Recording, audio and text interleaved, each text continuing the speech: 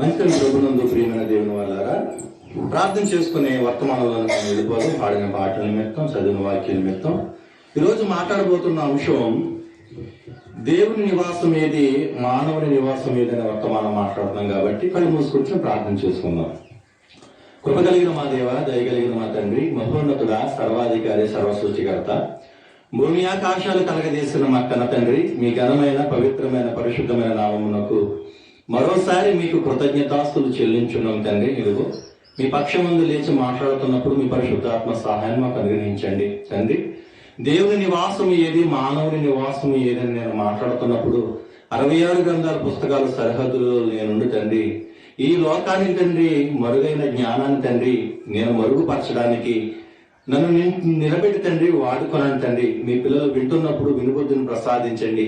విను వ్యర్థంగా విడిచిపెట్టకోకుండా తండ్రి, వినుదాని ప్రకారంగా తమ జీవితాలను, తమ ఆత్మలను, తన దేహాలను కట్టుకోవడానికి తండ్రి, కుటుంబాలను కట్టుకోవడానికి మంచి తెలివిని, జ్ఞానాన్ని, వివేకాన్ని వారికి ప్రసాదించమని మా ప్రభువును, మాకు లోకరక్షకుడైన యేసుక్రీస్తు వారి ద్వారా ఈ ప్రార్థన అడిగి వేడుకలు సమర్పించుకుంటున్నాం మా కన్న తండ్రి.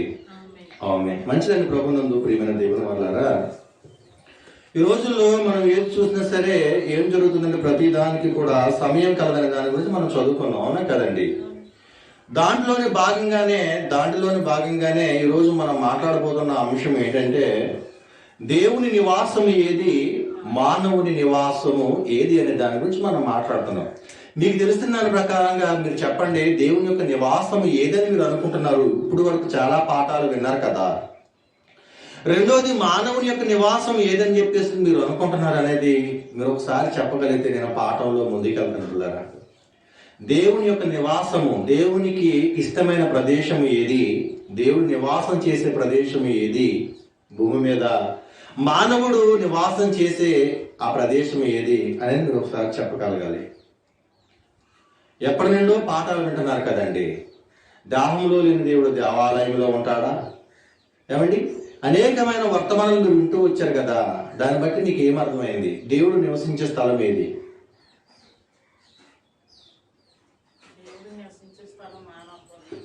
మానవుని యొక్క హృదయం అని చెప్పేసి మాట్లాడుతున్నారు. అదే మాట మీరు సమాజంలోకి వెళ్ళి చెప్పారనుకోండి, లేదండి మేము ఎంతో డబ్బు న్యాయమే చేస్తున్నాము, అన్యాయమే చేస్తున్నాము, బల్ల కింద చేతిలో పెడుతున్నాము, బల్ల పైన చేతిలో పెడుతున్నాము పెట్టి మేము పెద్ద పెద్ద మందిరాలు కష్టపడి కట్టుకున్నాం కదండి, దేవుడు నివాసం చేసే స్థలము అదని చెప్పేసి చెప్తారు. దానికి సమాధానం ఏంటి? మీ దగ్గర ఏముండదు. బట్ మీరు తెలుసుకోవాల్సింది ఏంటంటే మంచి చెడు ఏది, మంచి ఏది, చెడేది, మీకు ఎలాగ దాన్ని యాక్సెప్ట్ చేయాలనేది మీరు ఆలోచన చేసుకోవాలి. రకరకాల బోధనలు మీరు వింటున్నారు, రకరకాల దుర్బోధనలు మీరు వింటూ ఉన్నారు. దాంట్లో 66 గ్రంథాల పుస్తకాలను మీరు ఆసరా చేసుకుని ఏది నిజం, ఏది అబద్ధం అనేది మీరు అనాలిసిస్ చేసుకోవాలి. మీరు అనాలిసిస్ చేసుకుంటారో, అర్థం చేసుకుంటారో దాని గురించి నేను నిలబడి మరోసారి మీకు తెలియచేయడం జరుగుతుంది. ఈ రోజు మీరేమన్నారు? మానవుని యొక్క హృదయమే దేవుని యొక్క నివాసం అని చెప్పేసి మీరు మాట్లాడారు. అదే మాట గౌరీపట్నం వేళంగిని మాతగా గుడికాడకు కానీ, లేకపోతే గౌరీపట్నం గుడికాడకు కానీ వెళ్ళి చెప్పండి. లేదు లేదు లేదు లేదు ఈ రాతి కట్టడంలోనే మా దేవుడు ఉంటాడని చెప్పేసి చెప్తారు వాళ్ళు. అవునా కదండి? మేము స్టైల్స్ వేసుకుంటున్నాము, వాల్ కేర్ పెట్టుకుంటున్నాము, లేదా ఇంకేదో ఏసీ పెట్టుకుంటున్నాము, చాలా సుందరంగా శృంగారం అనే దేవాలయం అపోస్తలుల గారు చెప్పినట్టుగా ఆ శృంగారం అనే దేవాలయం మాత్రం దాన్ని శృంగారించుకుంటున్నాం అని చెప్పేసి అంటున్న దాన్ని నీవు దేవుడు నివసించడం చెప్తున్నాం ఏంటని చెప్పేసి అడుగుతారు. జాగ్రత్త, దానికి సంబంధించి మీరు ఆలోచన చేసుకోండి. రైట్. ఇప్పుడు దేవుడు ఏ పని చేయాలన్నా ప్రతిదానికి సమయము కలదు, ప్రతిదానికి సమయము కలదు. ప్రేమించుటకును, పగపట్టుటకును, కట్టుటకును, నాటుటకును, పిరికి వేయుటకును, కౌగులించుకుంటుటకును, ప్రతిదానికి ఒక సమయం అయితే మాత్రం ఉందని చెప్పేసిందని ప్రసంగి గారు మాట్లాడుతూ మనం చూస్తున్నాం పిల్లగా.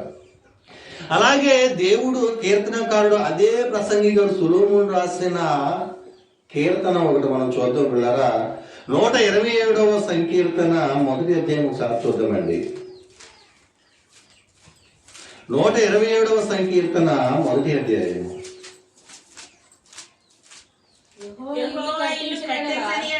యెహోవా ఇల్లు కట్టించని ఎడల దాని కట్టువారు ప్రయాసము వ్యర్థమే. అంటే యెహోవా ఇల్లు కట్టించని ఎడల దాని కట్టువారు ప్రయాసము వ్యర్థమే. చాలండి. యెహోవా ఇల్లు కట్టించని ఎడల దాని కట్టువారు ప్రయాసము వ్యర్థమే, వ్యర్థమే, వ్యర్థమే. దేవుడు సెలవు లేకోకుండా, దేవుని ఆజ్ఞ లేకోకుండా అది నువ్వు కట్టినా దాని మూలంగా దేవునికి వచ్చేదైతే మాత్రం ఏమీ లేదు. రెండోది అది వ్యర్థమే అని చెప్పేసిందని సొలొమోను గారు మాట్లాడుతూ మనం చూస్తున్నాం ఇక్కడ. అవునా కదండి? యెహోవా ఇల్లు కట్టించని ఎడల దాని కట్టువారు ప్రయాసము వ్యర్థమే, వ్యర్థమే, వ్యర్థమే అంటున్నాడు. ఎందుకు యెహోవా ఇల్లు కట్టించట్లేదు? దాన్ని ఎందుకు అది వ్యర్థం కింద కనపడుతుంది మనకి? సారాంశం ఏంటి? దాంట్లో ఏమన్నా నవధాన్యాలు ఏమైనా వేయలేదా దాంట్లోనూ? ఏమంటే కొబ్బరికాయలు ఏమైనా కొట్టలేదా దాంట్లోనూ? లేకుంటే ఏదైనా పటికేదైనా దాంట్లో వేయలేదంటారా? దేని గురించి అది వ్యర్థము అనేది మనం ఆలోచన చేయాలి. సిద్ధాంతి గారిని తీసుకొచ్చి ఒకవేళ దానికి ఏమైనా వాస్తు చూపించలేదు అంటారా? సిద్ధాంతి గారి గురించి వచ్చే వారం కానీ ప్రభు చిత్తమైతే మాట్లాడతాం తర్వాత, కంగారేం లేదు. ప్రతి దానికి కూడా రిఫరెన్స్ ఆధారం ఉంది. ఒకవేళ ఎందు గురించి మరి దేవుడు దానిని వ్యర్థము అని చెబుతున్నాడు? యెహోవా ఇల్లు కట్టించని ఎడల దాని కట్టువారు ప్రయాసము వ్యర్థమే అంటున్నాడు. ఏం తక్కువ ఏముందంటారు దాంట్లో? ఒకసారి మీరు ఆలోచించాలి. ఏమండి, ఏం తక్కువ ఉంటుందంటారో అది వ్యర్థమని చెప్తున్నాడు. యెహోవా ఇల్లు కట్టించని ఎడల దాని కట్టువారి ప్రయాసము వ్యర్థదే. అన్నీ ఉన్నాయి కానీ ఏదో ఒకటిది తక్కువైందని చెప్పేసి మాట్లాడుతూ ఉంటారు చాలా మంది. లోకంలో ఉన్నవాళ్ళు మాట్లాడుకునే మాటలు అవన్నీ. అర్థమవుతుందండి నేను చెప్పేదంతా కూడా? ఇక్కడే ఉన్నారా? దేవుని నివాసం ఏది, మానవుని నివాసం ఏదైనా అంశం మీద మనం మాట్లాడుకుంటున్నాం. ఇలా ఎందు గురించి దేవుడు దాన్ని వ్యర్థం అంటున్నాడు? కట్టుకుంటే ఏమవుతుంది అంటే, యెహోవా కూడా ఇల్లు కట్టిస్తాడా అంటే, యెహోవా కూడా ఇల్లు కట్టిస్తాడు. ఒకనాడు కట్టాడు కూడా. ఆ ఇల్లు గురించి మనం ఆలోచన చేద్దాం పిల్లరా.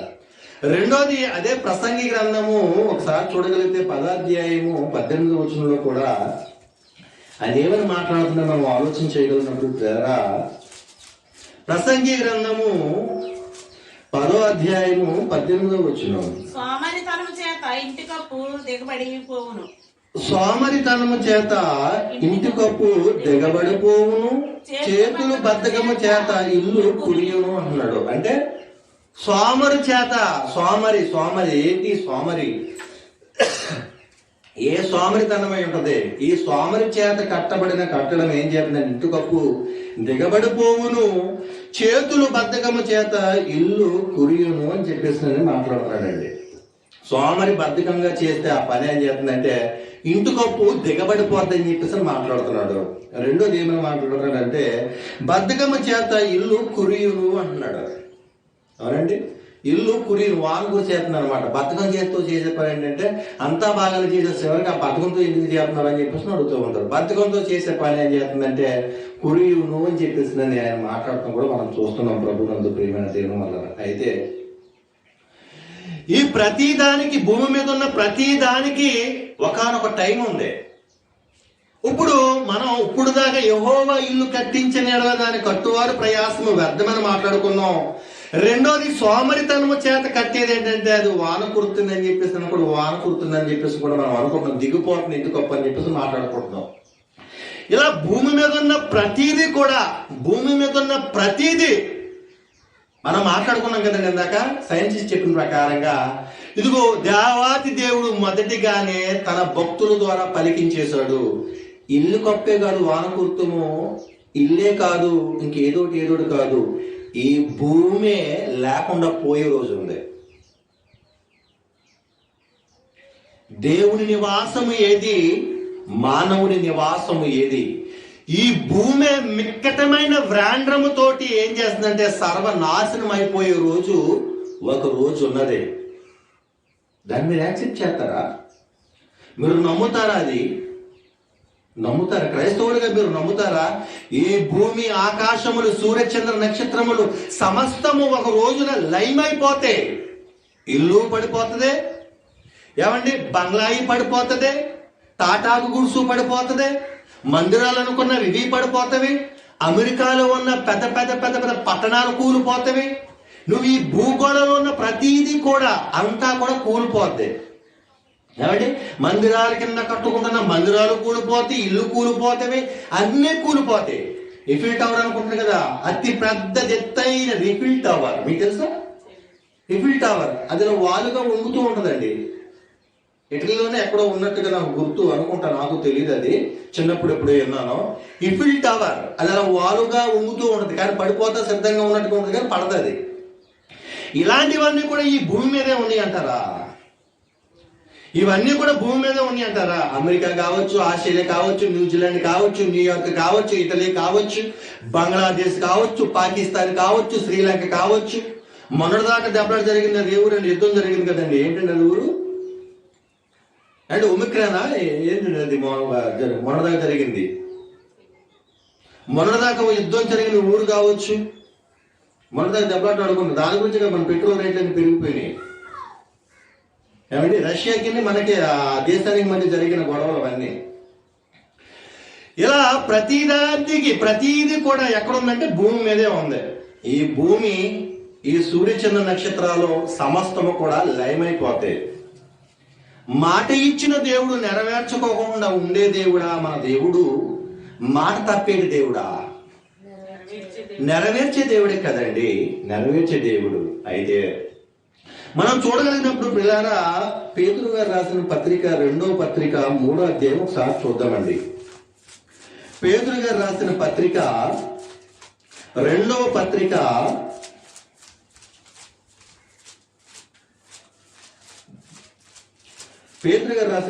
2వ పత్రిక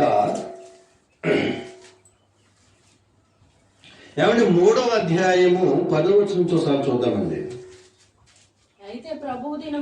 అయితే ఒకసారి పైన చూద్దామండి. ఒకసారి ప్రియులారా ఒక సంగతి మర్చిపోకుడి అంటున్నాడు ఆయన. ప్రియులారా సందర్భం అండి, అక్కడి నుంచి సందర్భం అండి. అక్కడ దాకా ఒక సందర్భం మాట్లాడారు, 7వ అధ్యాయం వరకు 7వ వచనం వరకు ఒక సందర్భం మాట్లాడాడు. మరలా ఒక సందర్భాన్ని లేవనెత్తుతూ ఆయన ఏమని మాట్లాడుతున్నాడంటే, ప్రియులారా ఒక సంగతి మర్చిపోకుడి అదేమనగా అని మాట్లాడుతూ, అదేమనగా అని మాట్లాడుతూ, ఒక సంగతి మర్చిపోకండి అని మాట్లాడుతూ కొన్నింటిని అంశాలు తీసుకుంటూ వస్తాడు ఆయన. ఒక్కోదాన్ని చెప్పుకుంటూ వస్తూ దాంట్లో 10వ వచనం ఒకసారి చూద్దామండి. అయితే ప్రభు దినము దొంగ వచ్చినట్లు వచ్చును, ఆ దినమున ఆకాశములు మహాధ్వనితో గతించిపోవును, పంచభూతములు మిక్కటమైన వేండ్రముతో లయమైపోవును, భూమియు దాని మీదనున్న కృత్యములను కాలిపోవును, ఇవన్నీ అట్లు లయమైపోవునవి గనుక ఆకాశములు రగులుకొని లయమైపోవును, నటియు పంచభూతములు మహావేంద్రముతో కరిగిపోవునట్టు దేవుని దినపు రాకడ కొరకు కనిపెట్టుచు దానిని ఆశతో అపేక్షించుచు మీరు పరిశుద్ధమైన ప్రవర్తనతోను భక్తితోను ఎంతో జాగ్రత్త గలవారై ఉండవలెను. ఇక్కడ వేటేటి గురించి మాట్లాడుతున్నాడంటే, దేవుడు మాట ఇచ్చినవాడు, మాట తప్పనివాడు, మడం తిప్పనివాడు. పరిశుద్ధుడైన దేవుడు మన దేవుడు, మాట తప్పనివాడు, మనము తిప్పనివాడు. ఏ దినం వస్తుందో తెలియదు కానీ బట్ వస్తం మాత్రం ఖాయము. ప్రభు దినం ఒక దినం వచ్చుచున్నది, ఆ దినమును ఏమవుతుంది అని మాట్లాడుతూ, పంచభూతములు మిక్కటమైన వేండ్రములతో లయమైపోవును, భూమియు దాని మీదున్న కృత్యములు కాలిపోవును, ఇవన్నీ ఇటు లయమైపోవునవి గనుక ఆకాశములు రగులుకొని లయమైపోవునట్టు పంచభూతములు మహావేంద్రముతో రగులుకొని కరిగిపోవునట్టు దేవుని దినము రాకడ కొరకు కనిపెట్టుచు దాని ఆశతో అపేక్షించుచు. అర్థమవుతుందండి? నువ్వు అమెరికాలో కట్టావా పెద్ద బంగళా, అది కూలిపోద్ది. ఏమండి? నువ్వు ఎక్కడో చంద్రమండలంలో కట్టలేదు, ఇంత మటుకు ఏ మనుషుడు వెళ్ళలేదు, వెళ్ళారని చెప్పేసి ఒక ఫేక్ న్యూస్ ని క్రియేట్ చేశారు.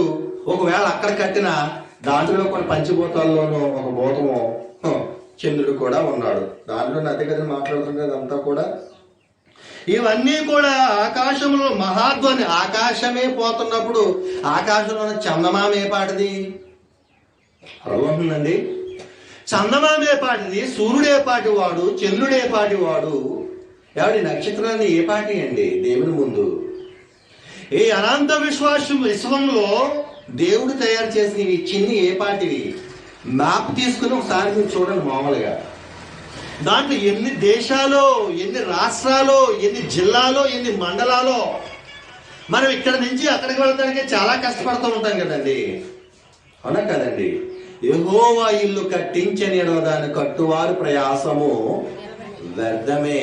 ప్రతిదానికి నీ సమయం కలదు. కట్టుటకును, నాటుటకును, పిరికి వేయుటకును, కౌగులించుకున్నటకును ప్రతిదానికి సమయం ఉంది. ఈ భూమి లయమైపోతా కూడా సమయం ఉంది. దేవుడు ఎప్పుడు కూడా ఆకాశము నా సింహాసనము, భూమి నా పాదపీఠము, మీరు నా కొరకు కట్టను ఉద్దేశించిన ఇల్లు ఏ పాటిది అని చెప్పేసి ఆయన మాట్లాడుతూ మనం చూస్తున్నాం అనేక సందర్భాల్లో.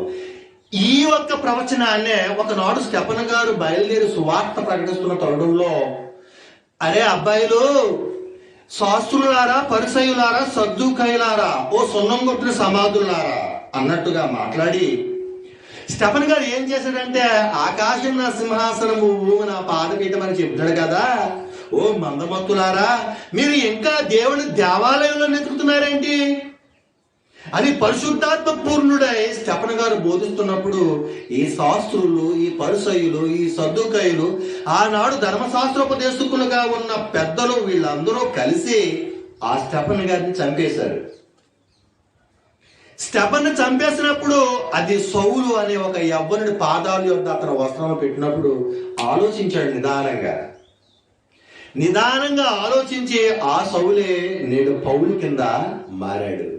ఎందుకు చంపుతున్నాడు ఏంటండి, అసలు ఇలా చంపేస్తున్నా సరే వాళ్ళు ప్రాణాల సైతం లెక్క చేయకోకుండా ఇలా ఎందుకు బోధిస్తున్నారు అనేది సౌలు ఆలోచించి ఏం చేశాడంటే, వాట్ ఈజ్ పర్పస్, అసలు ఏంటి, అసలు దేవుని యొక్క ఉద్దేశాలు ఏంటి, అసలు ఎందుకు మాట్లాడుతున్నారు ఈ మాటలో, పిచ్చ ఎర్ర ఏంటి, ఇంత లోకంలో ఇంతమంది విందు విలాసాలతోటి కుశోబత్తు కింద ఉంటుంటే జనులు ఈ స్టెఫెన్ మాత్రం ఎలాగైనా మాట్లాడుతున్నాడేంటి ఎర్రోడి కింద అని ఆలోచన చేయడం మొదలు పెట్టాడు సౌలు. అవునండి, ఆకాశము నా సింహాసనము, భూమి నా పాదపీఠము, నా కొరకు మీరు కట్టను ఉద్దేశించిన ఇల్లు ఏ పాటిది అన్నాడండి. అయితే ఇప్పుడు సొలొమోను గారు మాట్లాడుతున్నది, యెహోవా ఇల్లు కట్టించని ఎడల దాని కట్టువారు ప్రయాసము వ్యర్థమే. ఎందు గురించి ఇది వ్యర్థమని చెప్పేసి ఆయన మాట్లాడుతున్నాను మనం ఆలోచించగలిగినప్పుడు, దాంట్లో ఒకటి ఆయనకి బాగా ఇష్టమైనది చెయ్యాలి. అర్థమవుతుందండి? ఇష్టమైనది చేసినప్పుడు మాత్రమే అది ఏం చేస్తుందంటే దేవుని దృష్టికి విలువ కలిగినదిగా ఉంటుంది.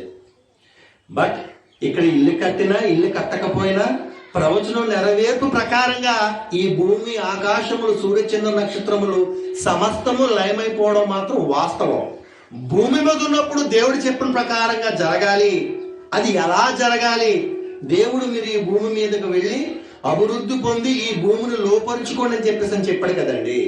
వచ్చిన పర్పస్ అంటే దేవుడిని మర్చిపోయి చేసేది ఏదైనా ఉన్నది అంటే అదంతా కూడా వ్యర్థమే. దేవుడిని మర్చిపోయి చేసేది అదంతా కూడా వ్యర్థమే. మీరు అభివృద్ధి పొంది భూమి మీద ఎందుకు పంపించాను? నేను ప్లే గ్రౌండ్కి మా పిల్లల్ని పంపించాను అనుకోండి, ఎందుకు పంపిస్తాను? నేను బాగా ఆట ఆడుకుంటే మీకు ఏం చేద్దంటే మీ శరీరం కొంచెం నలిగి చక్కటి నిద్ర పడద్దని చెప్పేసి నేను ప్లే గ్రౌండ్కి పంపించా. వాళ్ళు ఏం చేయాలి? ఆ ప్రకారంగా ఆడుకోవాలా వద్దా? ఆడుకోవాలి. ఇప్పుడు దేవుడు ఈ భూమి మీదకి ఆకాశ మహాకాశాలలో నుండి మానవుణ్ణి ఈ భూమి మీదకి ఎందుకు పంపించాడు అంటే, మీరు ఫలించి అభివృద్ధి పొంది ఈ భూమిని లోపరుచుకోండి. ఎలా లోపరుచుకోవాలంటే, ఒకవేళ ఈ లోకంలో ఉన్నది నేత్రాశ, శరీరాశ, జీవపుటంబం కదా, వీటినన్నిటికీ మీరు లోపడకోకుండా దేవుడు నన్ను పంపించాడు, ఈ కోన్కిస్క భూమి ఏ పాటదని చెప్పేసి నువ్వు అనుకోవాలి. ఈ భూమి లయమైపోతుంది, ఈ సూర్యచంద్ర నక్షత్రం సమస్తము లయమైపోతవి అని నీవు మధ్యలో జ్ఞాపకం ఉంచుకోవాలి. అలా లోపరుచుకోవాలి. అంతేకాని రాళ్ళు తీసి అంటే పక్కన పాడేస్తాం కాదు. అర్థమవుతుందండి? రాళ్ళు పీకేసి అంటే పక్కన పారవేసి ఇక్కడ దాకా నాకుంది ఇదంతా నాదే అంటారు కాదు. లేదా పొల తీసుకెళ్ళి అక్కడ పాతిపెట్టి ఇది నాదే అనడం కాదు. లోపరుచుకోవడం అంటే అలా కాదు. లోపరుచుకోవడము ఇది ఇలాగ లోపరుచుకోవాలి. సున్నతి లేని ఈ ఫిలిస్తీయుడు ఏ పాటి వాడని ఒకనాడు దావీదు గారు మాట్లాడినట్టుగా ఈ భూమి, ఈ లయము మొత్తం అంతా కూడా లయమైపోతావి. అలాగ లోపరుచుకోవాలి. సూర్య చంద్ర నక్షత్రములు, సకల జీవరాశులు ఇవన్నీ కూడా లయమైపోతాయి ఒకనొక దినమున.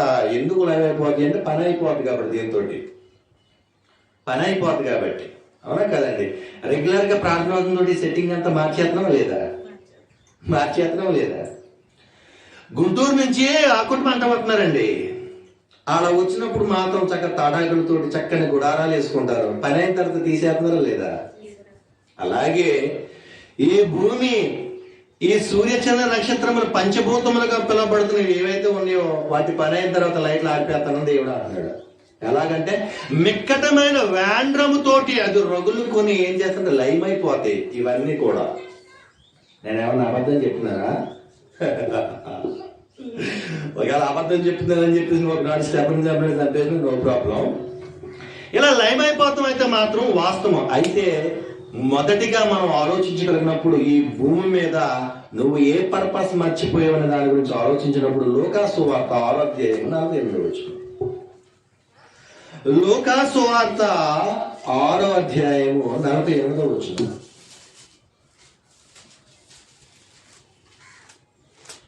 లూకాసు వార్త 6వ అధ్యాయం 48వ వచనం. ఏమండి?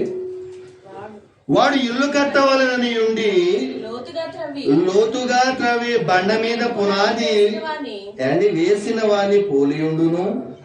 వరద వచ్చి ప్రవాహం ఆ ఇంటి మీద ఒడిగా కొట్టినను అది బాగుగా కట్టబడినందున దాన్ని కదిలింపలేకపోయేను.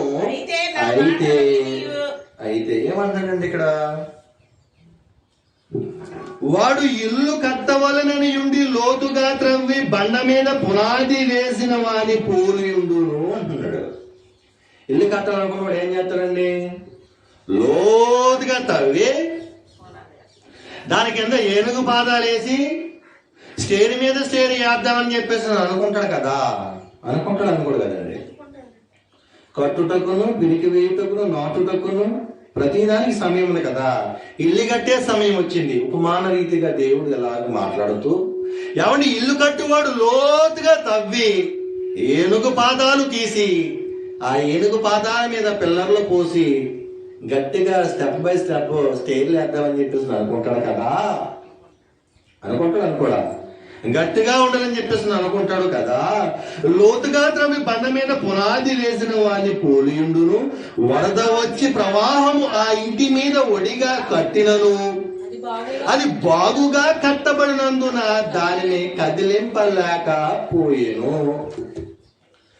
బాగుగా కట్టాడు కాబట్టి దాన్ని కదిలింపలేకపోయేను. అవునా కదండి?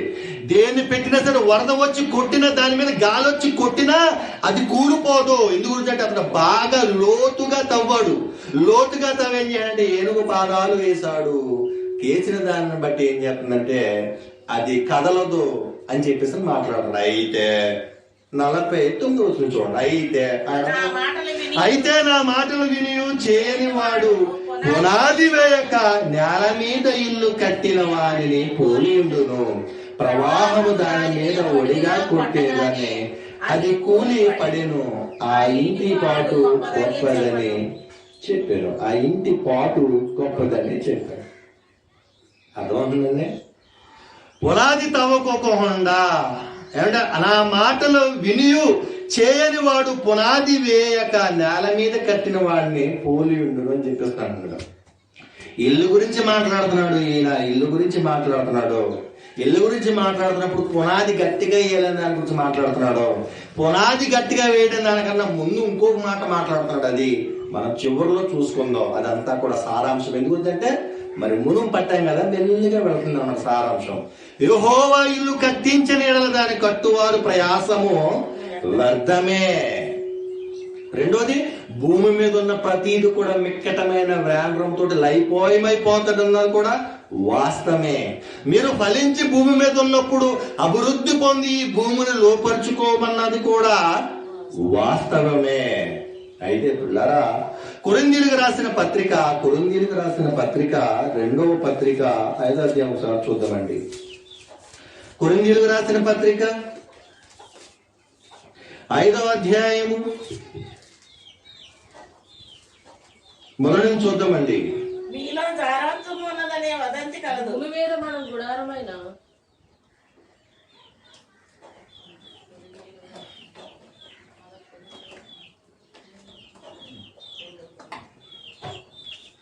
ఏమండి, భూమి మీద మన గుడారమైన ఈ నివాసము శిథిలమైపోయినను చేతి పని కాక దేవుని చేత కట్టబడినది నిత్యమైన నివాసము పరలోకమందు మనకున్నదని ఎరుగుదుము. అంటే భూమి మీద మన గుడారము అయ్యా, అక్కడ పోలిక చెప్పాడు కదా, పోలిక చెప్పాడండి. అక్కడ పోలిక చెప్పాడు. ఏమనంటే, ఇల్లు కట్టువాడు లోతుగా తవ్వి దాన్ని బాగుగా కడతాడు కదా అని చెప్పేసి నేను చెబుతూ, ఒకవేళ ఇక్కడ ఏమని చెప్తున్నాడు, భూమి మీద మన గుడారమైన ఈ నివాసము శిథిలమైపోయినను. భూమి మీద మన గుడారము నువ్వు ఎంత లోతుగా తవ్వి కట్టినా, నువ్వు ఏనుగు పాదాలు తీసినా, నువ్వు ఎలక పాదాలు తీసినా, పిల్లి పాదాలు తీసినా, పంది పాదాలు తీసినా, ఏ పాదాలు తీసినా ఈ భూమి మీద మన గుడారము శిథిలమైపోయినను. ఈ భూమి మీద మన గుడారం ఏమన్నాడండి? శిథిలమైపోయినను నివాసము చేతి పని కాక దేవుని చేత కట్టబడినదు నిత్యమైనదైన నివాసము పరలోకమందు మనకున్నదని ఎరుగుదము. కట్టాడు, ఒక నిత్యమైన కట్టబడిదు దాన్ని కట్టాడు ఆయన. దాని గురించి మనం ఆలోచన చేయాలి. ప్రభునందు ప్రియమైన దేవుని వల్ల ఏమండి, దేవుడు మొదటిగా మీరు చెప్పిన ప్రకారంగానే దేవుడు నివసించే స్థలం ఈ భూమి మీద యోగ్యమైనది ఏది అని మనం ఆలోచించినప్పుడు, మీరు చెబుతున్నట్టుగా వేళంగిని మాత గుడిలోనూ ఉండడు దేవుడు, గౌరీపట్నాల గుడిలోనూ ఉండడు దేవుడు, నువ్వు బండల్లో నెతికినా ఉండడు దేవుడు, కొండలలో నెతికినా ఉండడు దేవుడు. మొదటిగా ఉండేది మాత్రం నీలో ఉన్న తర్వాత వీటన్నిటిలో కూడా నీవు దేవుడిని చూడగలుగుతావు. మొదటిగా నీలో దేవుడు, నీ ఆత్మ నీలో నివసించుచున్నదని నువ్వు గుర్తించలేకపోని ఎడల నువ్వు అక్కడికి వెళ్ళినా వ్యర్థమే, నువ్వు ఎక్కడికి వెళ్ళినా అది వ్యర్థమే. ఒకడు గాలికై ప్రయాసపడినట్టు అగ్గుపడినట్టుగా నాకు కనపడుతున్నది. నీలో దేవుని వాక్యం లేనప్పుడు, నీవు దేవుని సొత్తును నీకు తెలియనప్పుడు ఎక్కడికి వెళితే మాత్రం ఏం ప్రయోజనము? మా అమ్మా బాబులు పట్టిన పిచ్చే గాని నాకు చదువు రాదు అన్నట్టుగా నువ్వు ఈ గుడులు తిరిగినా, గోపురాలు తిరిగినా, నువ్వు మేడలు తిరిగినా, నువ్వు మిద్దెలు తిరిగినా, నువ్వు ఎక్కడికెక్కడికో కార్లు వేసుకెళ్ళిపోయి షికారులు చేసినా, అక్కడ ఉంటాడని చెప్పేసాను నువ్వు పొర్లు దండాలు పెట్టినా వ్యర్థమే. అది వ్యర్థమేనా కాదా? మొదటిగా నీలో దేవుడు లేడు, నువ్వు ఏది చేసినా అది వ్యర్థమే. యెహోవా ఇల్లు కట్టించని ఎడల దాని కట్టువారి ప్రయాసము వ్యర్థమే. యెహోవా కట్టిస్తాడు అనుకో, ఆ ప్రయాసము వ్యర్థము కాదు. ప్రభు దృష్టికి అది విలువ కలిగినదిగా ఉంటది. మీరు ఫలించి ఈ భూమి మీద అభివృద్ధి పొంది దాన్ని లోపరుచుకోండి అని చెప్పాడు కదా. అది ఏం చేస్తుందంటే, ఆ పేరును బట్టి, ఆ క్రియను బట్టి దేవుని దాసుడు ఒక గృహాన్ని కట్టుకుంటున్నాడు. దేవుని యొక్క దాసుడు ఒక మందిరాన్ని, దేవుని సమాజ మందిరాన్ని కడుతున్నాడు. దేవుని యొక్క దాసుడు సమాజ స్థాపన కోసము ఒక పనిని చేపూనుకున్నాడు అనే పేరును బట్టి దేవునికి ఏం చేస్తుందంటే యుగ యుగములకు కూడా మహిమ వస్తూ ఉంటుంది. ఆ పేరును బట్టి రేపు పొద్దున్న పరలోకమందు మనకి నిత్య సుఖములు కలిగిన పట్టణం ఉందని చెప్పేసి మనం తెలుసుకుంటాం కదా. ఇలా మనం ఆలోచించగలిగినప్పుడు మనం ఒకసారి చూడగలిగితే కొరింథీయులకు రాసిన పత్రిక మొదటి పత్రిక 6వ అధ్యాయం 19వ వచనం. కొరింథీయులకు రాసిన పత్రిక 6వ అధ్యాయము 19వ వచనం. ఏమండి? మీ దేహము దేవుని వలన మీకు అనుగ్రహింపబడి మీలో ఉన్న పరిశుద్ధాత్మకు ఆలయమై ఉన్నదని మీరు ఎరగరా? మీరు మీ సొత్తు కాదు, విలువ పెట్టి కొనబడిన వారు గనుక మీ దేహముతో దేవుని మహిమపరచుడి. మీ దేహముతో దేవుని మహిమపరచాలి. మీరు మీ సొత్తు కాదు, మీరు మీ సొత్తు కాదు, మీరు మీ సొత్తు కాదు. మీరు ఎవరి సొత్తు అంటే దేవుని సొత్తు. బిట్టుబాబు ఎవరి సొత్తు? బిట్టుబాబు ఎవరి సొత్తు? బిట్టుబాబు నా సొత్తు. బిట్టుబాబు నా సొత్తు, చిన్న తల్లి నా సొత్తు. అవునా కదండి? వీళ్ళు నా సొత్తు, నేనెవరి సొత్తు? ప్రక్రియ అనమాట, ప్రాసెస్, పర్పస్ అని మాట్లాడుకుంటున్నాం కదా. అలాగే ఆది నుంచి వస్తున్న దాంట్లోనూ పరిశుద్ధులైన వారందరూ కూడా దేవుని సొత్తు. మీరు మీ సొత్తు కాదు. నా ఎంతటోడు లేడు, నేనే రాజు, నేనే మంత్రి అని చెప్పేసిననే బాగుగా పరిచిన గుర్రాలా తిరిగే వాళ్ళు చాలామంది ఉన్నారు. ఎవరి మాట వినను నేను, సీతయ్య. నేను ఎవరి మాట విననే, సీతయ్యను. నా జీవితానికి నేనే రాజుని, నేనే మంత్రిని అంటున్నాడు. బాబు గోగినేని గారు ఇందాక వీడియోలో మాట్లాడుతూ దేవుడు లేడని చెప్పేసిన ప్రసంగం చేస్తాడు. అసలు నువ్వెక్కడి నుంచి వచ్చావయ్యా అది చెప్పు. బాబు గోగినేని గారు, నీ ఉనికి ఏంటి? నీ ప్రారంభం ఏంటి? అసలు ఎలాగ నీవు ఈ భూమి మీదకి వచ్చావో అది చెప్పు. చూసిన దాడిని ఏం చేస్తాడంటే అది ఉంది కాబట్టి. ఏమండి, ఒక ఆయన ప్రశ్న అడిగాడు. దాంట్లో ప్రశ్న అడిగితే, ఏమండి పంచభూతాలన్నింటిలో కూడా మనం ఎలా చూడగలుగుతాం, ఎలా కనుక్కున్నారంటే, ఆహా మహాజ్ఞాని కదండి, కనపడ్డి కాబట్టి చూసి చెప్తున్నారు అంటున్నాడు. పోలా అద్దరిపోలా, మీరు నాకు కనపడ్డా కాబట్టి నువ్వు మనిషి అని నేను చెప్పాను. వాళ్ళు అలాగే భూమి ఉంది కాబట్టి భూమిని చూసి చెప్పేశారు. మీకు అర్థమైందండి? భూమి ఉంది కాబట్టి భూమిని చూసి చెప్పేశారు. చంద్రుడు ఉన్నాడు కాబట్టి చంద్రుడిని చూసి చెప్పేశారు. కనుగొనడం కాదు.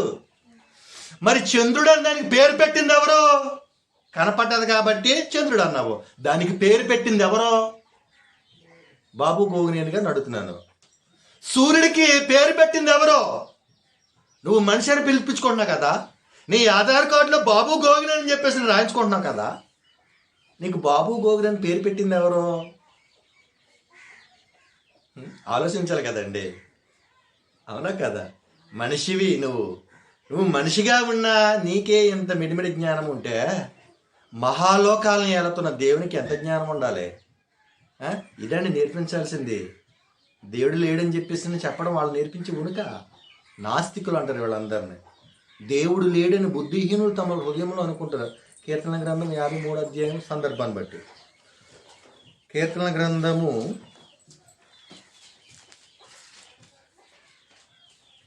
53వ అధ్యాయము మొదటి వచనం. దేవుడు లేడని బుద్ధిహీనులు తమ హృదయములో అనుకుందురు. వారు చెడిపోయిన వారు అసహ్య కార్యములు చేయుదురు. మేలు చేయవాడు ఒక్కడును లేడు. చాలండి. వీళ్ళందరూ ఏ బ్యాచ్కి చెందిన వాళ్ళు అంటే దేవుడు లేడని చెప్పేసి అని చెప్పుకునే బ్యాచ్. అంటే కనపడుతుంది కాబట్టి చెప్పేసావా? నీకు కనపడుతుందే, నీకు వినపడుతుందే అని నువ్వు ఎలా గ్రహించగలుగుతున్నావు? అర్థం చేసుకోవాలి కదండి. అర్థం చేసుకోవద్దా? ఇలా బాబు గోగినేని గారికి ఆయనకి మహాజ్ఞాని అని చెప్పేసిననే ఆయన అనుకుంటున్నాడు.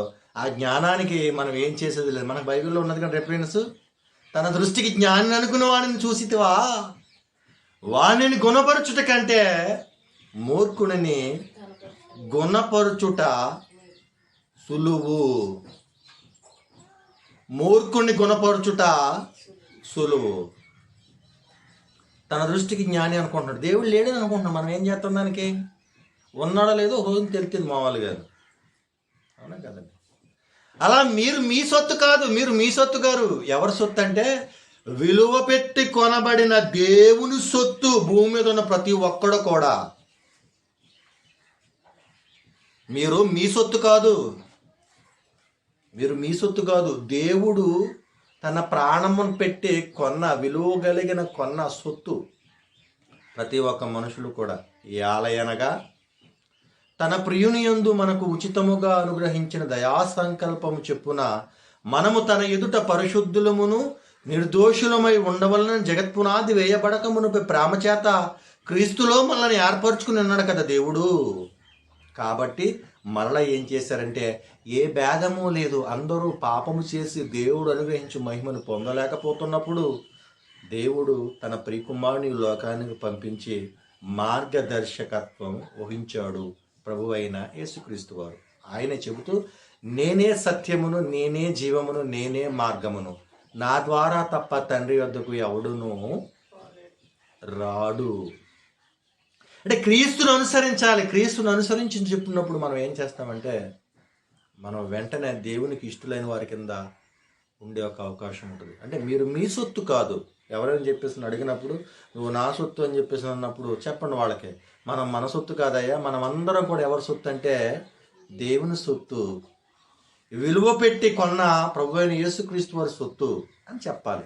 అలా చెప్పాలనే దాని గురించి మేము ప్రయాసపడి దేవుని యొక్క సువార్తను మీకు చెబుతున్నాం. ఇలా కాదని ఎవరైనా చెప్పారంటే వాడు అబద్ధికులు.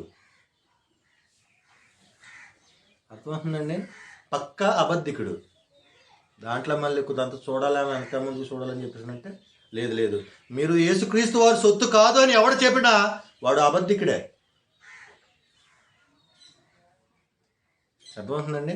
అబద్ధికుడే. దానికోసం మళ్ళీ ఏమో దాంతో ఆలోచించి చెప్తాము, ఈయన చెప్పేదేమన్నా నిజమే ఉందనుకుంటే లేదు లేదు, పక్కా అబద్ధికుడే. మీరు యేసుక్రీస్తు వారి సొత్తు కాదని చెప్పేసి అన్నప్పుడు చూడగలిగితే అదే కొరింథీయులకు రాసిన పత్రిక మొదటి అధ్యాయం 16వ వచనం.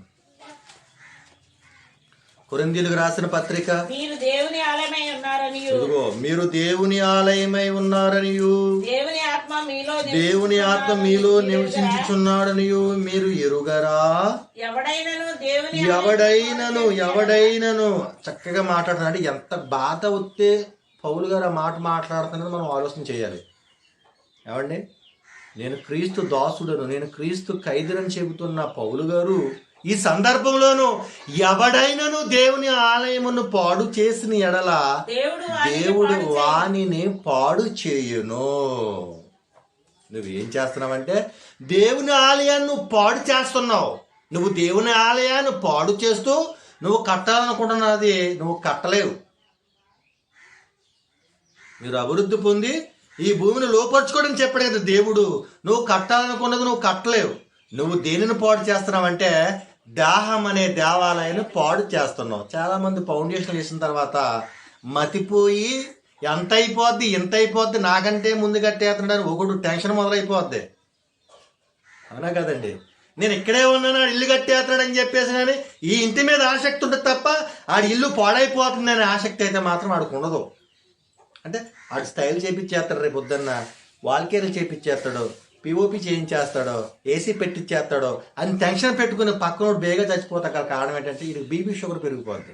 వాస్తులుగా అది ప్రాబ్లం. అక్కడ మనుషులో కుయ్యుత్తు మొదలవుతుంది. అర్థమవుతుందండి? నేను చూస్తే అప్పుడు దాకా ఈ ఏం చేస్తాడు, నిద్రమత్తుతో ఉంటాడు కదా, అప్పుడు ఆ నిద్రమత్తు కాస్త వదిలిపోయిన తర్వాత ఏం చేస్తాడు, కుయ్యుత్తు మొదలవుతుంది. వీడికి బీపీ షుగరు, అలసట, మతి చెల్లించగా ఏం చేస్తాడు, అవసరమైతే తాగేస్తాడు, భయంకరంగా తాగేస్తాడు. తాగేసి ఏం చేస్తాడు అంటే పోయిన లేకోకుండా ఆడు ఇల్లు కట్టుకుంటున్నాడు, నేను ఎక్కడే ఉన్నాను అని చెప్పేసి నేను మనోవ్యాఖ్యకి గురైపోతాడు మనిషి. అదే వాస్తు దోషం. అంతకు మించింది వేరే దోషం అయితే మాత్రం లేదు. అర్థమవుతుందండి? ఈ దేహం అనే దేవాలయాన్ని నేను పాడు చేస్తున్నాడు తాగుబోతూ, ఆడి ఇల్లు అక్కడే ఆగిపోద్ది. దేవుడు వాడిని పాడు చేస్తున్నాడు. ఎలా పాడు చేస్తున్నాడు? ఎలా పాడు చేస్తా. మీరు ఎవరి సొత్తు తెలుసా? మీరు దేవుని సొత్తు. దేవుని దేవాలయం మీరు మద్యపానాన్ని ఎక్కిస్తున్నారు. మీరు సిగరెట్లతో దేవాలయాన్ని పాడు చేస్తున్నారు. మీరు వ్యభిచారంతో దేవాలయాన్ని పాడు చేస్తున్నారు. నేను చూస్తూ ఊరుకోనే. వాస్తు దోషం అప్పుడు వస్తుంది కరెక్ట్గా. అర్థమవుతుందండి? ఈ వాస్తు దోషము ఆ మొన్నొచ్చిన ఆయనకు కూడా తెలియదు పాపం, తెంగరోడు. కాకపోతే ఏంటంటే మరో వచ్చిన సందర్భం ఉన్నప్పుడు ఏం చేస్తాడో మాట్లాడదాం. దానికి సంబంధించింది కూడా ఉన్నదే. మాట్లాడదు. మీకు వివరణ ఇస్తున్నప్పుడు సరిపోద్ది దాని గురించి. ఈ వాస్తు దోషం ఏంటనేది ఆయనకు కూడా తెలియదు. ఏమండి, ఈరోజు ఇల్లు కట్టుకుంటున్న వాళ్ళు సిటీలోని వాటిలో వీటిలో చూడండి, ఇంత సొందుల్లోనే కట్టేసుకుంటున్నారు. మేము కలకత్తా ఈ సిటీలు పెద్ద పెద్ద సైన్స్ సిటీ అని చెప్పేసి నేను కలకత్తా సిటీ చూసాం. పెద్ద పెద్ద కట్టడాలు కట్టేశారు. ఎవరు చూసారండి? ఎవరు చూసారు? వాస్తులు ఎవరు చూసారు? నోవాహు గారు వాడు కట్టాడు. దానికి ఏంటో కొలత పరిమితి ఉంది తప్ప వాస్తు పరిమితి లేదు దానికి. చక్కగా తేలుతూ ఆడుతూ వెళ్ళింది అదంతా కూడా. కొలత కావాలి కానీ వాస్తులు అవసరం లేదు దానికి. కొలత కంపల్సరీ. కొలత ప్రకారంగా కట్టకపోతే మాత్రం అది పడిపోద్ది. చెప్పాడు కదా, బండ మీద బాగా లోతుగా తవ్వి కట్టినవాడు ఏం చేస్తాడంటే అది ఏమండి కొట్టివేయబడదు. వరదొచ్చి కొట్టివేసిన సరే కొట్టివేయబడకుండా ఉంటుంది.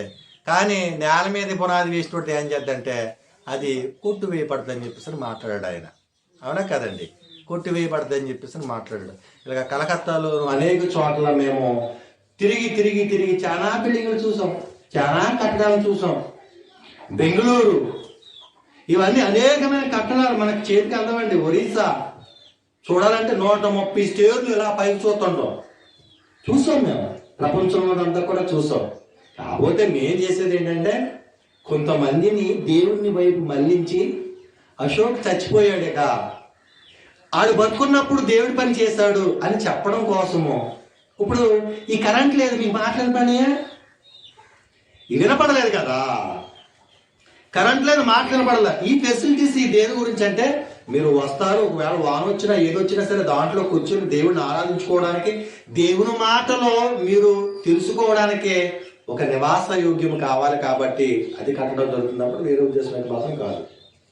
చూద్దాం ప్రభునందు ప్రియమైన దేవుని వాళ్ళారా, కొరింథీయులకు రాసిన పత్రిక 2వ పత్రిక 5వ అధ్యాయము 8 నుంచి 10 వరకు చూద్దామండి. ఈ మయాలే వచ్చింది. కొరింథీయులకు రాసిన పత్రిక 2వ పత్రిక 5వ అధ్యాయము 8 నుంచి చూద్దాం. ఇట్లు ధైర్యము కలిగి ఈ దేహమును విడిచిపెట్టి ప్రభువునొద్ద నివసించుటకు ఇష్టపడుచున్నాము. కావున దేహమందున్నను దేహమును విడిచినను ఆయనకి ఇష్టలమై ఉండవలెనని మిగుల అపేక్షించుచున్నాను.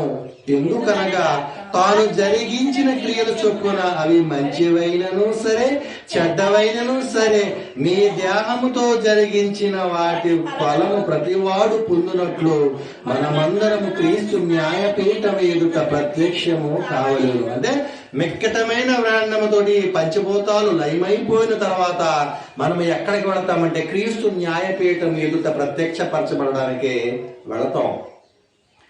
ఇలా దేవుని దేవాలయాన్ని ఎవరైనా పాడు చేస్తే, దేవుడి దేవాలయాన్ని పాడు చేస్తే మీకు అర్థమవుతుందండి. వాస్తు దోషం ఏ దోషమని చెప్పుకున్నాం మనం? మీరు మీ సొత్తు కాదు, మీరు విలువ పెట్టి కొలబడిన వారి సొత్తు అని చెప్పాడు కదా.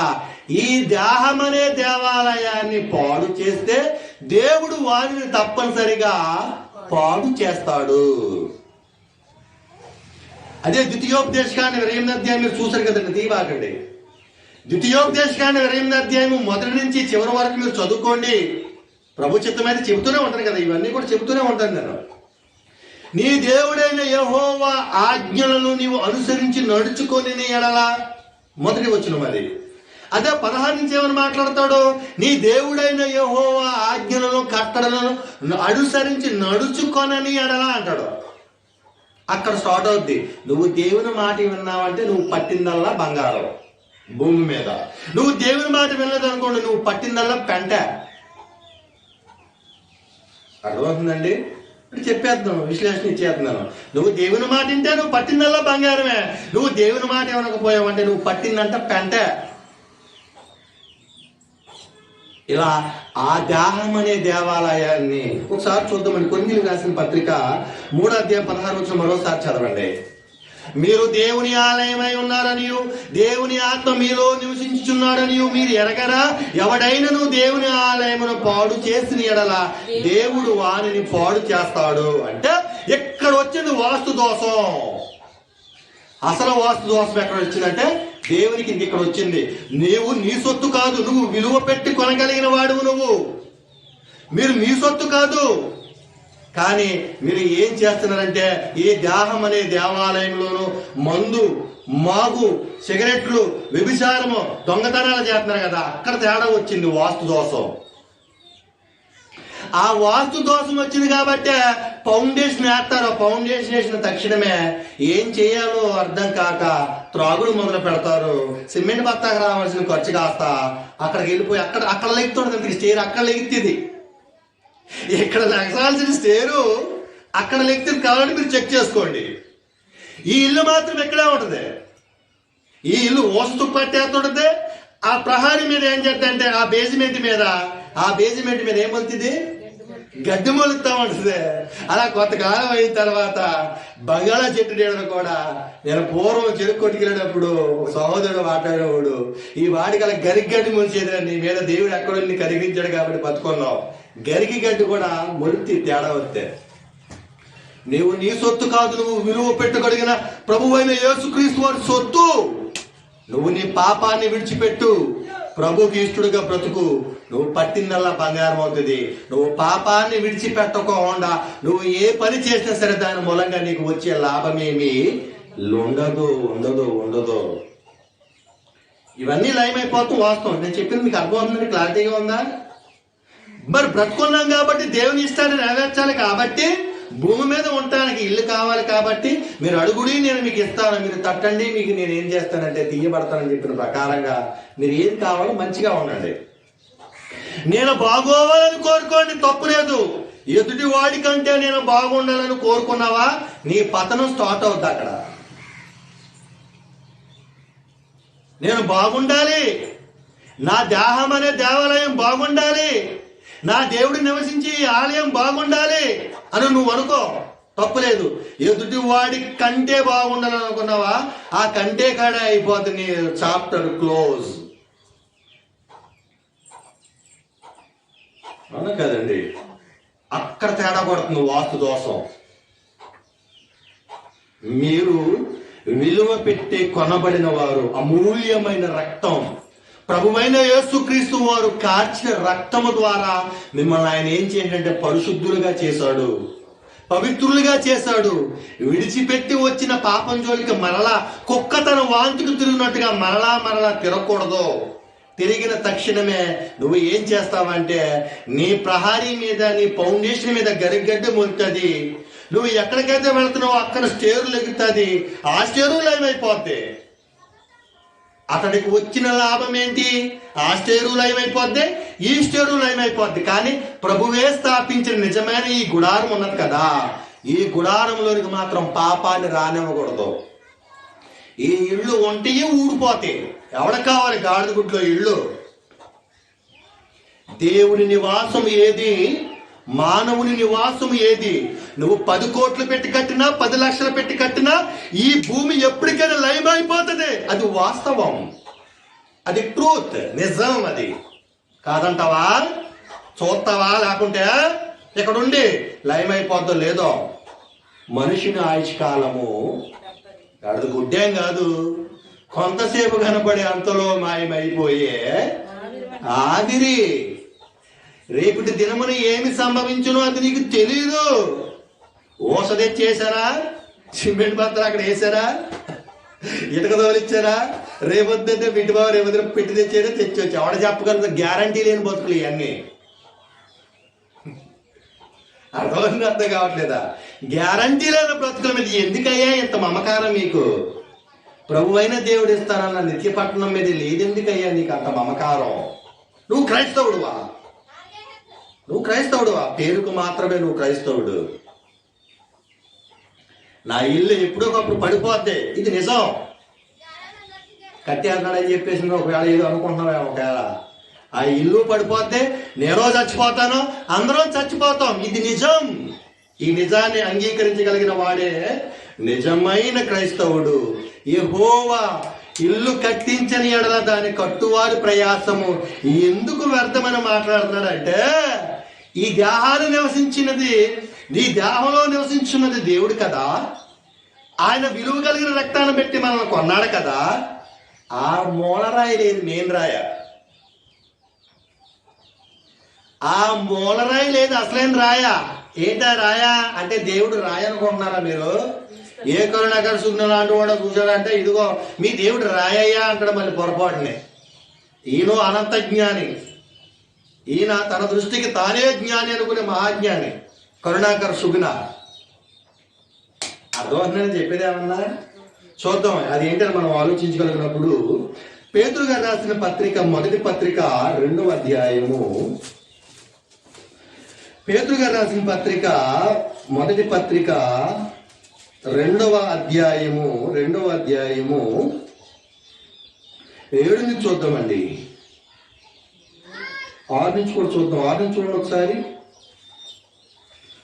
ఇదిగో నేను ముఖ్యమును ఏర్పరచబడినది అమూల్యమునగు రాతిని సియోనులో స్థాపించుచున్నాను.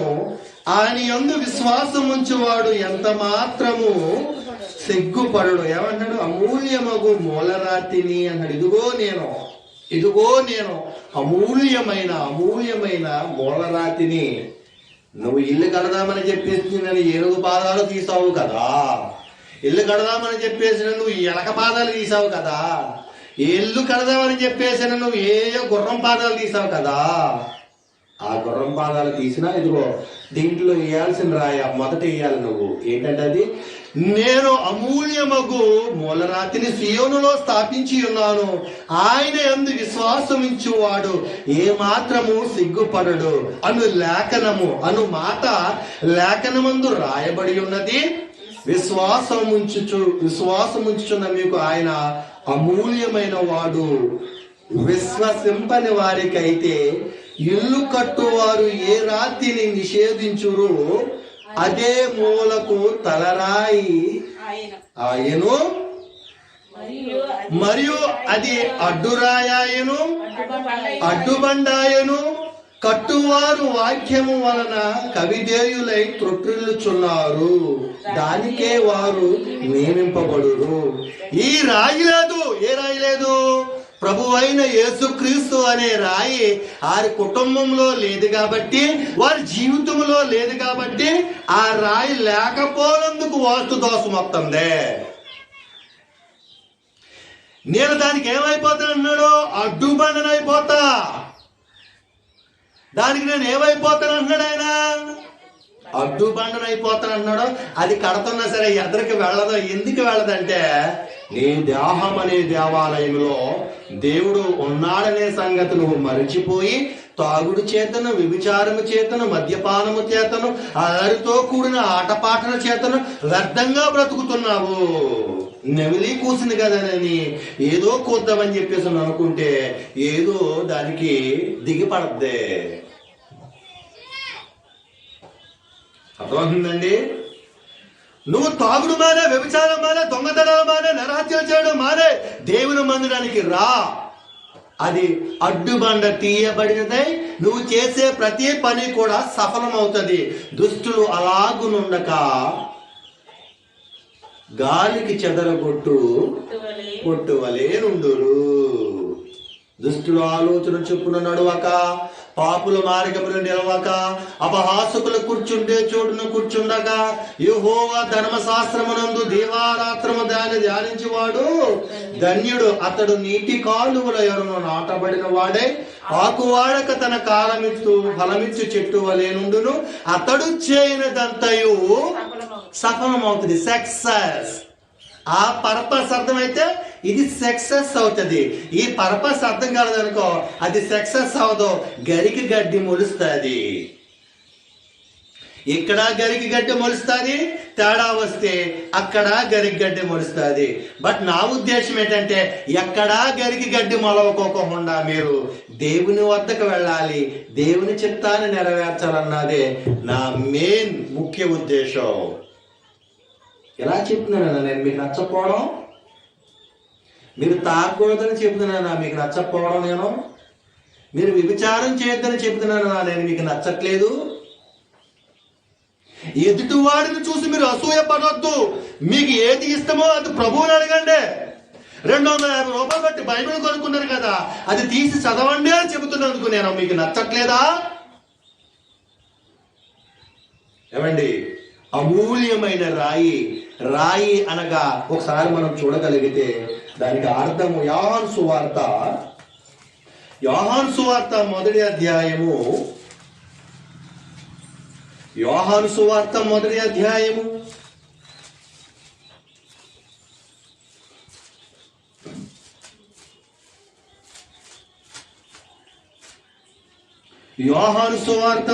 అధ్యాయము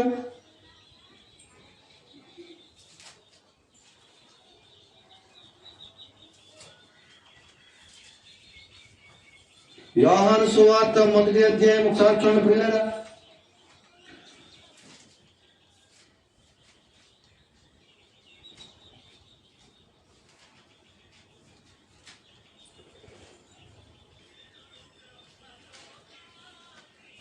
యోహాను సువార్త మొదటి అధ్యాయము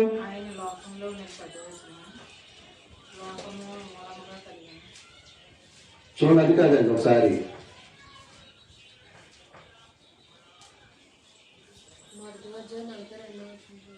42 వచ్చిన చూడండి. అమ్మ మా పాస్టర్ పాస్గానే ఉంది.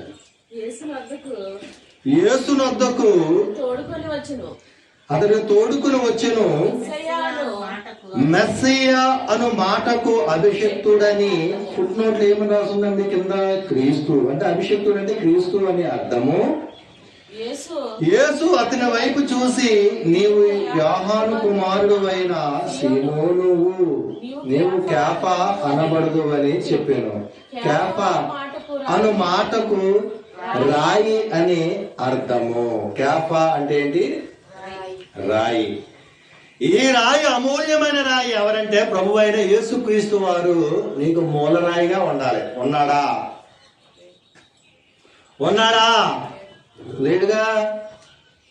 లేడు కాబట్టి రాజును చూసిన కాళ్ళనే మొగుడు చూసి మొత్తుకుందంట. ఆ మొగుడు ఏం చేయడంటే మంచన పడి చచ్చాడు అంట.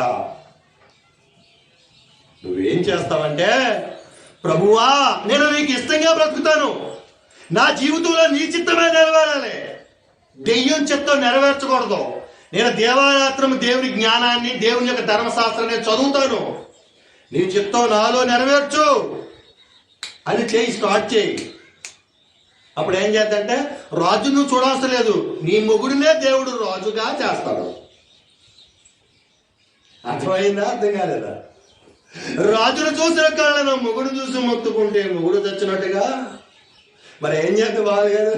మొత్తుకుంటు బట్టి ఏం చేస్తే బాగా కాదు? ఆ కళతో చూస్తుంటే నేను ఏదో కారులో తిరుగుతున్నట్టు, నేను ఏదో బంగాళలో తిరుగుతున్నట్టు, నేను ఏదో నగలేసుకుంటున్నట్టుగా ఊహించుకుంటా ఉంటుంది ఈవిడ. ఆడికి పిచ్చెక్కితే బావాలి కదా, మా ఆవిడ ఎక్కడ దగ్గర తీసుకెళ్ళాలనుకుంటా ఉంటాడు. అవసరమైతే ఆవిడ మీద పడి ఏదైనా చేస్తుంది. రాజును చూసిన కాళ్ళను మొగుడు చూసి మొత్తుకుంటే మొగుడు చచ్చినాడంటే ఎందు గురించి అంటే ఎందుకు గురించే.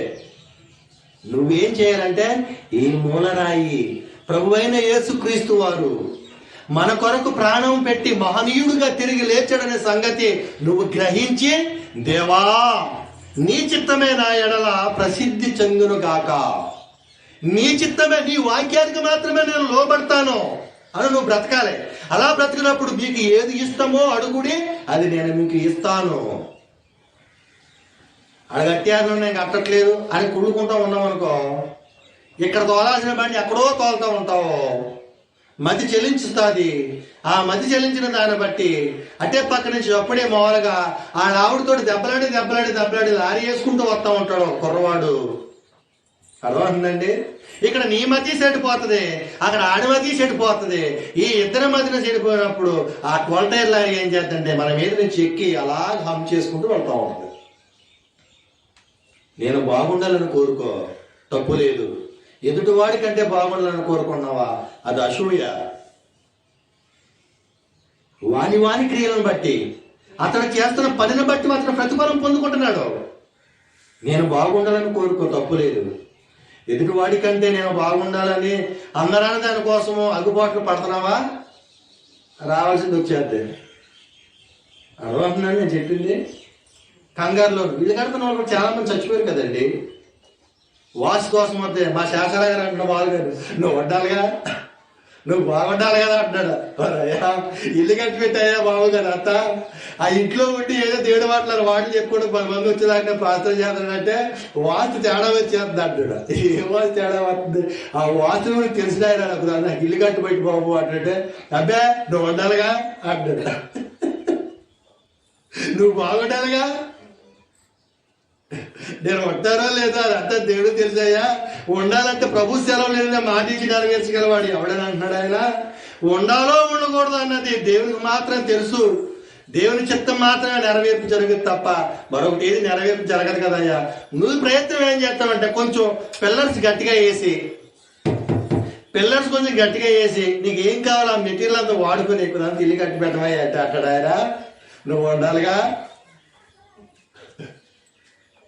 నేను ఉండాలో ఉండకూడదు అన్నది నా దేవునికి మాత్రమే తెలుసు. భూమి మీద ఇంకా ఏ మానవుడికి తెలియదు, ఏ సిద్ధాంతికి తెలియదు. ఇది నేను ఉండాలో ఉండకూడదు అన్నది ఎవరో తెలుసు అంటే దేవుడికి మాత్రమే తెలుసు. కాబట్టి ప్రభునందు ప్రియమైన దేవుని వల్లరా ఈ అమూల్యమైన రాయి ప్రభువైన యేసుక్రీస్తు వారిని కలిగిన రాయి యేసుకుని నువ్వు బ్రతుకు. ఇక్కడ భూమి మీద బతుకున్నప్పుడు నీకు నెమ్మది ఉంటుంది, సమాధానం ఉంటుంది, ప్రతి విషయంలో నువ్వు సక్సెస్ పొందుకుంటా ఉంటావు. తర్వాత చచ్చిపోయిన తర్వాత ఈ భూమి మీద మన గుడారము శిథిలమైపోయినను ప్రభువే స్థాపించిన నిజమైన గుడారమునకు మనం ఏం చేస్తామంటే ఆ దేవుని ఎదుట క్రీస్తు న్యాయపీఠం ఎదుట ప్రత్యక్షపరచబడినప్పుడు మాత్రము మనల్ని ఆయన నోట నుండి ఉమ్ము వేసాడంటే కనుక అప్పుడు మొదలవుతుంది నీకు మరో నరక యాతన.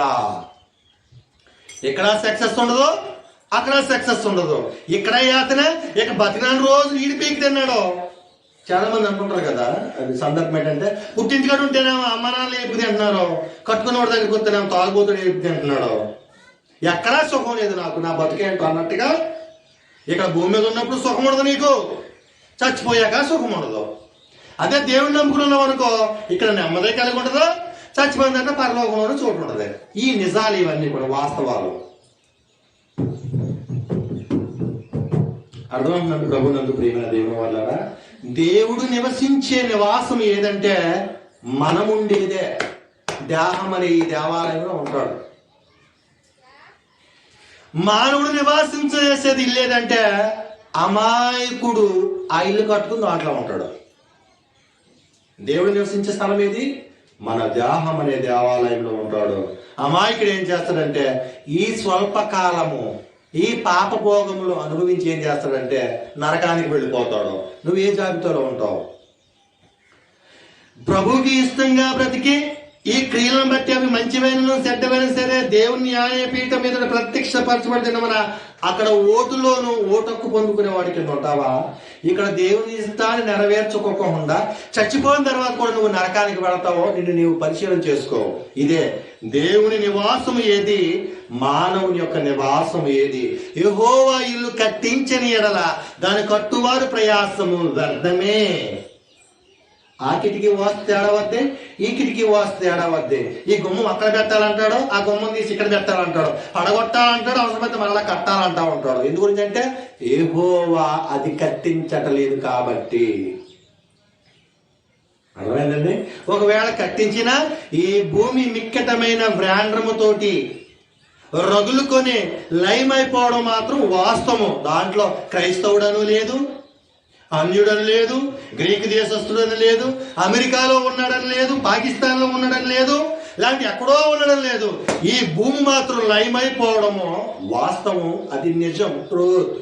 అదే మనుషుని యొక్క పర్పస్. ఈ భూమి మీద తెలుసుకుని బ్రతికితే దేవుడికి ఇష్టంగా ఉంటావు, తెలుసుకోకుండా బ్రతికితే చచ్చిపోయిన తర్వాత నరకం వెళ్ళిపోతావు.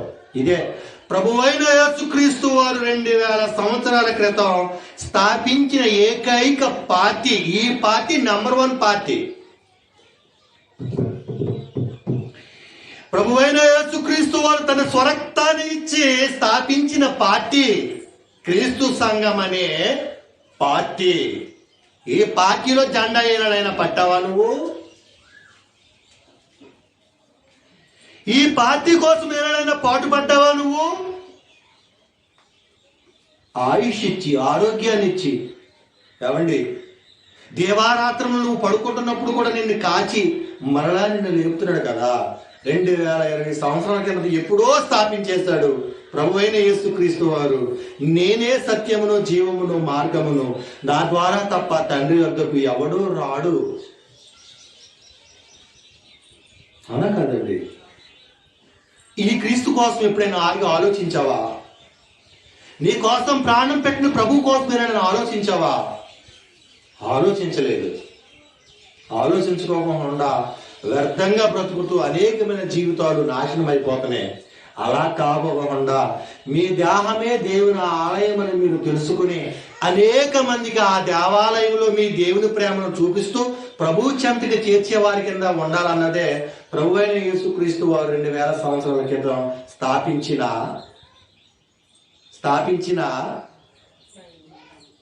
పార్టీ.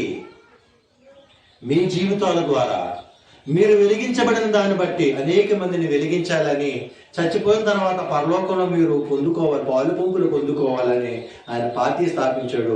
ఆ పార్టీలో మీరు అందరూ కూడా వారసత్వాన్ని పొందుకోవాలని, ఏమండి కార్యకర్తల కింద మీరు జాయిన్ అవ్వాలని, ఏమండి క్రీస్తు కోసం మీరు పాటలు పడాలని, బాగుగా పరిచిన గుర్రముల వలె కాకుండా ప్రేమ కలిగి తనను తాను తగ్గించుకుని దేవుని దృష్టికి హెచ్చింపబడేవాడి కింద ఉండాలి. ఈ పార్టీలో ఎవరిని కొట్టకూడదు, ఎవరిని తిట్టకూడదు, ఎవరిని చంపకూడదు, ఎవరిని మానభంగా చేయకూడదు. ఈ పార్టీలో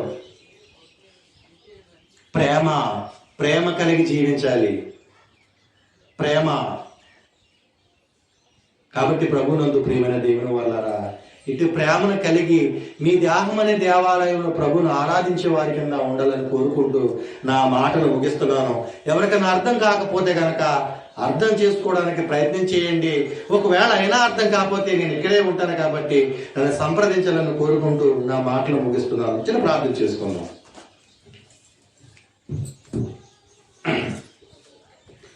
కృప కలిగిన మా దేవ, దయగలిగిన మా తండ్రి, మహోన్నతుడా, సర్వాధికారి, సర్వ సృష్టికర్త, భూమి ఆకాశాలు కలగజేసిన మా కన్న తండ్రి, మీ ఘనమైన పవిత్రమైన పరిశుద్ధమైన నామమునకు మరోసారి కృతజ్ఞతాస్తులు చెల్లించున్నాం తండ్రి. ఇటు రీతిగా నిలబెట్టుకున్న తండ్రి మీరు మాట్లాడుకుంటున్నందుకు తండ్రి మరోసారి మీకు కృతజ్ఞతలు. దేవ, ఇదిగో భూమి మీద మీ నివాసం ఏది, మానవుని యొక్క నివాసం ఏదని నేను మాట్లాడిన దాన్ని బట్టి అనేక మంది తండ్రి కనువిప్పు కలగజేసుకుని వారి యొక్క దేహాలలో మిమ్మల్ని ప్రతిష్ఠించుకుని, వారి యొక్క దేహాలలో తండ్రి అమూల్యమైన రాయిగా మిమ్మల్ని తండ్రి ప్రతిష్ఠించుకుని వారి ప్రతి పని కూడా తండ్రి సఫలం చేసుకోవడానికి వారికి తెలివిని, జ్ఞానాన్ని, వివేకాన్ని తండ్రి ప్రసాదించండి. సంఘంలో కూడి ఉన్న పిల్లలను జ్ఞాపకం చేసుకోనండి.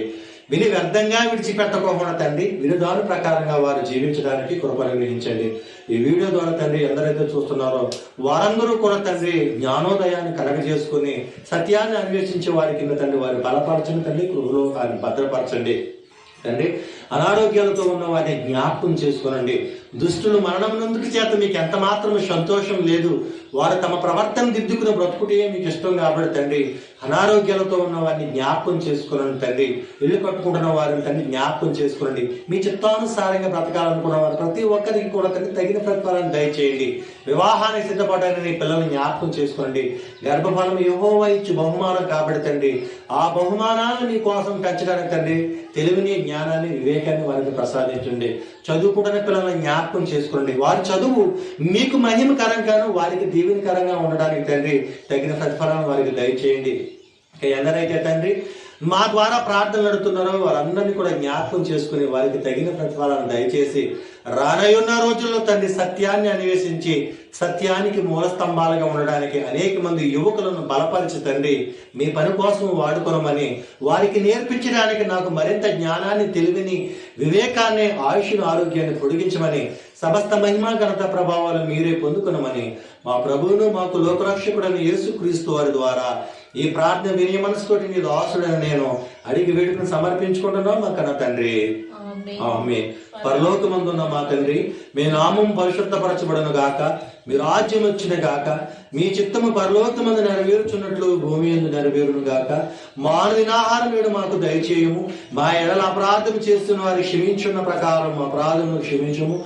మమ్మల్ని శోధనలోనికి తేక కీడించి తప్పించము. రాజ్యము, శక్తియు, మహిమయు నిరంతరం నీవై ఉన్నావు తండ్రి. ఆమేన్. మన తండ్రి అయిన దేవుని నుండి, ప్రభువైన యేసుక్రీస్తు వారి నుండి, పరిశుద్ధాత్మ అన్యోన్య సహవాసము సదాకాలము ఇలాగూ ప్రభువైన యేసుక్రీస్తు వారు వచ్చి పర్యంతరము మనకు కావలిగా ఉండి నడిపించును గాక.